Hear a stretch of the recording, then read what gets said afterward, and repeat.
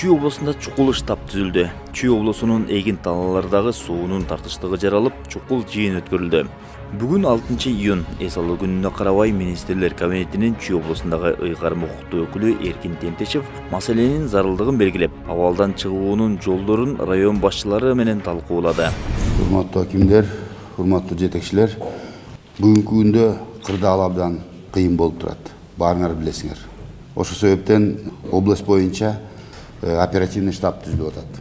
Координатор болуп, бизде аппарат жетекчи Бакыт Берекович координировать этип турат сизди, баарыңарды. Ошондой эле өзүмдүн көзөмөлүмдө болот. Бул оперативный штабты бекер түзүп аткан жокпуз, себеби өзүңөр билесиңер, мына бүгүнкү күндө 320,9 миллион куб суу кирип атат. Орто Токойдон. Ушул эле малда былтыр 380 кирген. Суу жетишпегендиги түшүнүктүү. Мен түндө премьер менен да, президент менен да түнү сүйлөшүп, ушул боюнча чечим кабыл алдык. Мына бүгүнкү күндө ачыгын айтып коеюн, таарынбайсыңар, урматтуу коллегалар деп атам. Эртең да ушинтип бири-бирибизге кайрылып турганды каалайт элем. Жыйынга Чүй облусунун жана жалпы райондук суу чарба башкармалыгынын кызматкерлери катышып, водопровод системасын киргизүүнү сунушташты. Алардын айтымында бул демилге ишке ашса, Жайыл жана Панфилов баштаган башка райондордун жүгөрү кызылча талаалары суга суу менен камсыздалат. Ар бир акимдер биз түшүнүп атабыз. Ар бир, допустим, УОС начальники, УАРлар баары түшүнүп атабыз, өзүнө тартат, ар бир. Казыр өзүнө тартат деген болбош керек. Biz қазір Чүй областына бүт елге жеткізішіміз керек. Қандай қылабыз? Ар біріміз бір-бірімізге жардам беришimiz керек. Қай жерде күйіп атат, кейбір нерселер жаңағындай көкөйлүү маселелер, допустим, алыс эмелерди өзүңөр чечип туруп, графигин коюп берип туруп, кандай жабылат, может быть, кичирээк, азыраак жиберип, баягы азыраак жиберип, но жана водопроводуңарды жасашыңар керек.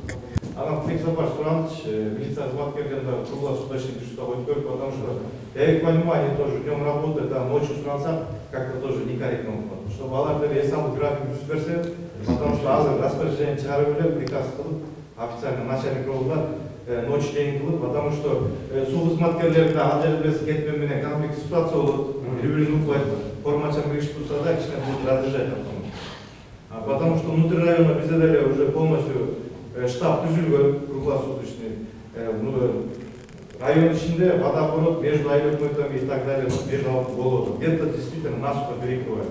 Айлыкмыттар айтсаңыз, местный бюджеттен финансирование кылып, сууну үнөмдөө маселе боюнча тракторлермен отдельный финансирование ачып, полностью для населения деп ошол маселесин чечип берет. Ал эми дыйкан чарбаларына зыян келтирип, түнү менен сууларды буруп, жеке кызыкчылыктарына колдонуп жаткандарга рейд жүргүзүлүп, тийиштүү чаралар көрүлөт. Чүй облусунун жетекчиси Эркин Тентешев бул маселени жеке өзү көзөмөлгө алып, күнү түнү рейдтерди уюштуруп, ишке шалаакылык кылгандарга катуу чара көрүлөөрүн эскертти. Практически Панфилов районунун УОС менен бирге жүрөбүз.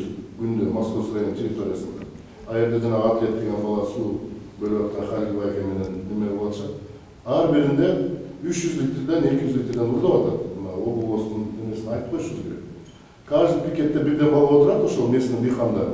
Мына УОС чыгып отурат, барсак, биз барып сурангандан кийин анан бурап, кайра неме болот. Ар бир пикеттен ушундай 200 литр, 300 литрден урдап атат. Күнү түнү уктамай жок. Күнү түнү өзүм барам. Оперативный сводканы 4 саатта, 5 саатта берип турасыңар, ар бириңер. Ар бир район. Координатор мен айттым да бир жолу. Бакыт Берекович, четко. Кай жерде жетишпей баратса, эмне болуп баратса, барабыз. Барабыз ушул жердеги сууну сүрүп беребиз, эмне кылабыз, ошону кылабыз. Белгилей кетсек, былтыр Орто Токой суу сактагычында суунун көлөмү 386 метр кубту түзгөн. Быйылкы жылдын ушул убактысына салыштырмалуу 306 метр куб болууда. Бүгүнкү оперативный штаб чогулган маселе боюнча айтып кетсем, Чүй областында өзгөчө бир кырдаал болуп жараланып кетти. Суга суу маселеси аябай көйгөй болуп атат. Бүгүнкү күндө тоолуу булактардын суусу келбегенге байланыштуу суу бүгүнкү Чүй областында болгон суу биздин дыйкандарга жетишпестик кылып атат да. Ошол боюнча бүгүнкү ошол боюнча бүгүнкү күндө ушундай штаб чогулду. Штабта биздин өзүбүздүн губернаторубуз маселенин баарын кабыргасынан коюп, бүгүнкү күндөн баштап водооборот ыкмасын киргиздик. Ошону райондун арасында сууну туура бөлүп, болгон сууну 8 райондун ортосунда жердин шартына байланыштуу бөлүп бергенге биз бүгүндөн баштап кызмат кылабыз. Эркин Тентешев Жайыл районунун Талды Булак айыл өкмөтүндөгү кайырма суу каналынын оңдоо иштерин жакындан көргөн.